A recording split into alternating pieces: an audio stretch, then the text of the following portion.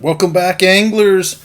I got another great little lake for you today, Elmer Davis Lake in Owenton, Kentucky.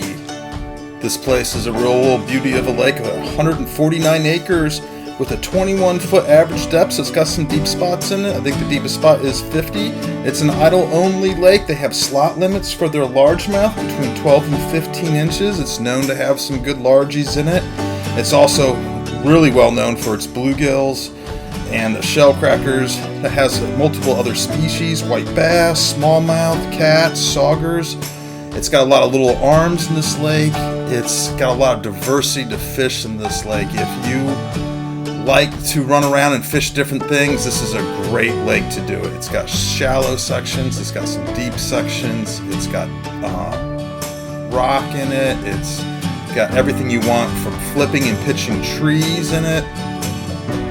As you can see here, it is just a pleasure to fish because you can fish it kind of however you want. I like to pitch and flip. The spinner bait would do really good there. There's also some nice weed lines. I'm fishing a weed line here. I never did find the bigger bass, but I did find several of these little tiny baby guys there. I kind of had a late start that day. It's definitely one of my go-back-to lakes that I've discovered. It's a beautiful little lake. It's tree-lined, lots of down trees to fish. They've also put in quite a bit of fishing structure in the lake. They have put in brush piles. They put in stake beds. You know, Kentucky's done a great job of managing their lakes.